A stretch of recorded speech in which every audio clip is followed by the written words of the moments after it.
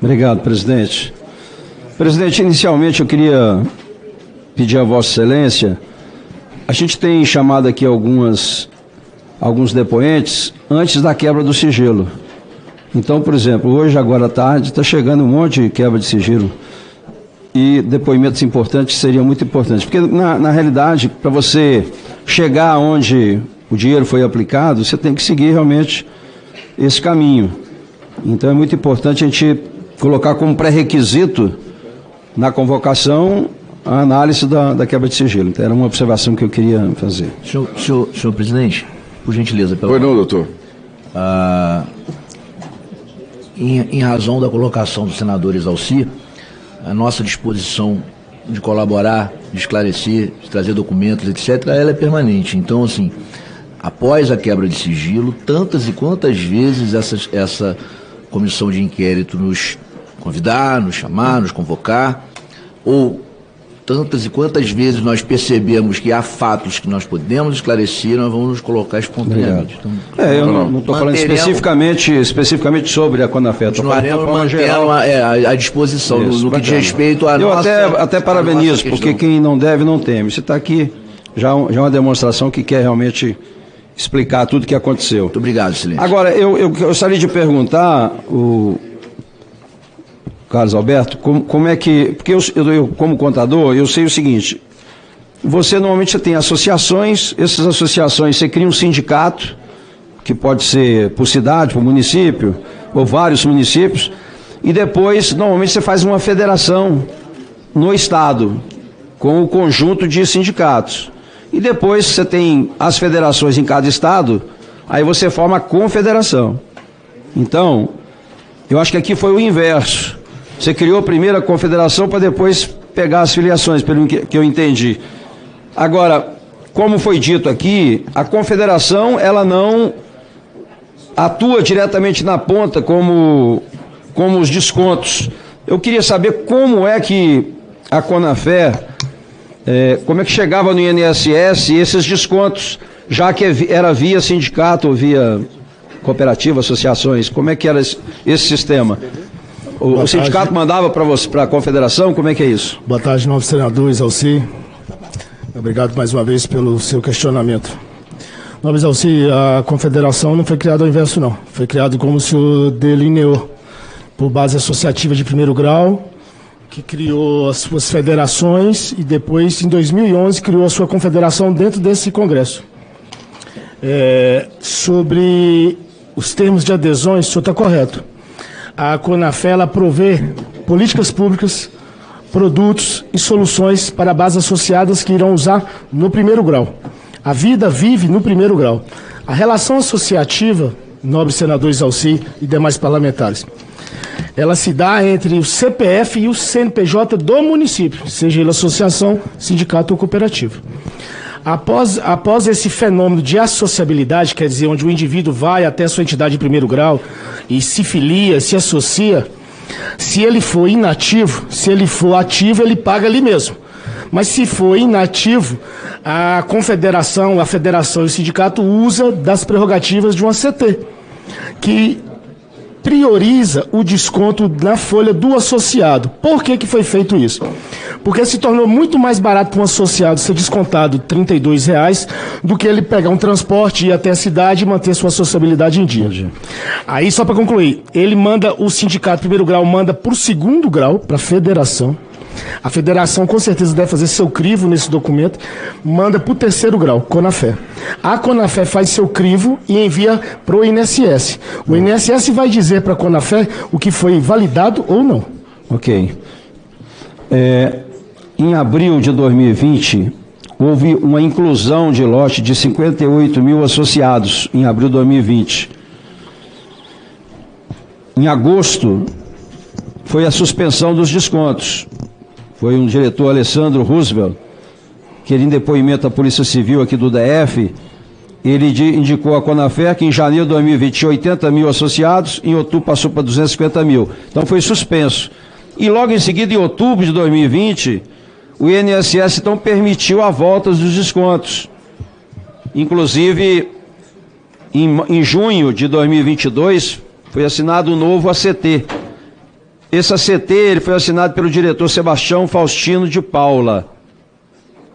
E logo em seguida, em maio de 2023, foi feito um aditivo, inclusive excluindo as revalidações trienal.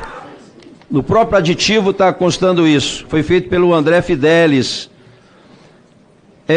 A Conafer, ou associação, ou sindicato, ou federação, teve alguma relação ou algum pagamento para o André Fidelis ou para o Sebastião Faustino? Para poder incluir esse pessoal? Não, senhor. Como é que eles incluir esse pessoal se não tinha...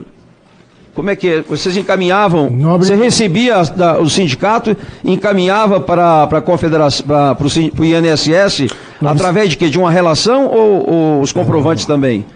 Nobre senador, o envio para, após o termo de adesão chegar na confederação da sua base associativa, ele é encaminhado pelo sistema que o INSS dispõe para as entidades. Tipo, a confederação pode enviar 5.000 fichas e o INSS pode aprovar 3.500 de desconto. Não é a confederação que diz qual ficha vai virar desconto, é o INSS. Tem uma instrução, uma portaria, que na prática, quando foi autorizada a inclusão dos descontos, foi autorizado, mas ao mesmo tempo foi dito assim, que a documentação ficaria na entidade para uma eventual fiscalização.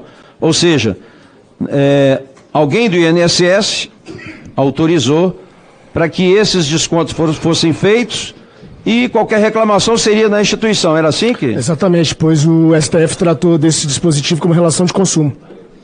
O STF? Exatamente, despachou como relação de consumo. Quer dizer que os órgãos autárquicos nada teriam a ver com a relação entre associados e associações. Entendi. Então o INSS fazia o desconto, mas qualquer coisa, quem tinha que reclamar era o aposentado e pensionista. Exatamente, e no tal documento disposto a essa CPMI, a Conafer alude sobre a sua característica de reparação desde 2020, quando a mesma começa a arrecadar. Agora, com relação à Conafer, ficou patente aqui, né? O relator realmente destrinchou bastante aqui a questão. Essas instituições que prestavam serviço para a Conafer, você tem aqui serviço de locação, eventos, locação de veículos, consultoria, produtos artesanais, cooperativa, né, recursos humanos. Todas essas instituições foram criadas com participação de parente, de irmão, de cunhado, todas elas? Ou tem algum fornecedor extra que não tinha participação? Não, senhor.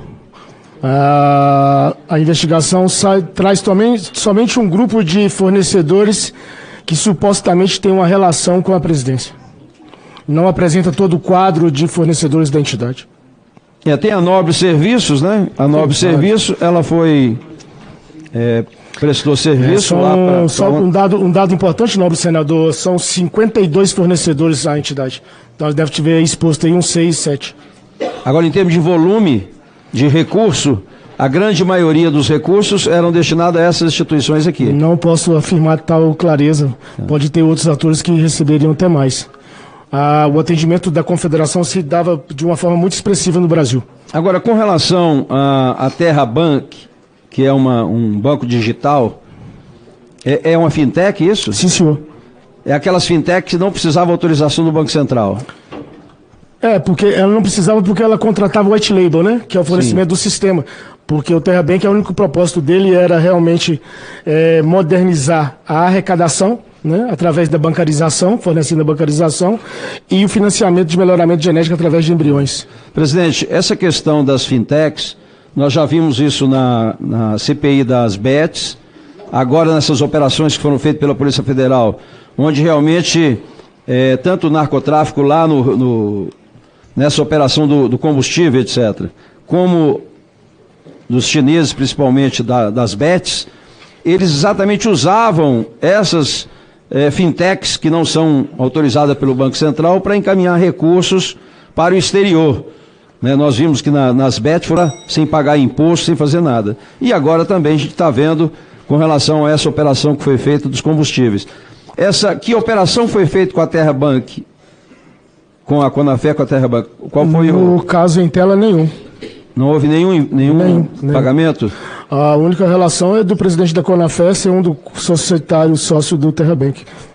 Pois é, mas qual era a fonte de recurso dela? Ela vivia de quê? Correntistas. Terrabank, correntista. Correntista e financiamento de embriões. Ah, sim. Bancarização e financiamento de melhoramento genético. Você fez um aporte de capital e ela então financiava? Não chegou nem a ser feito, porque o Terrabank construiu relações com fornecedores desses produtos técnicos. Então era uma forma, o que o Terrabank tinha, ou tem, é uma capilaridade de clientes, devido nós ter melhorado... Só para fazer aqui a última pergunta. Tem uma transferência de 112 mil para o Sebastião dos Santos Rosa, que era diretor de benefício. Foi alguma operação que foi feita, alguma venda de alguma coisa? Não, foi? Senhor, desconheço. 112 mil reais. Desconheço. Pois não, senador. Tá bom, presidente. Muito obrigado.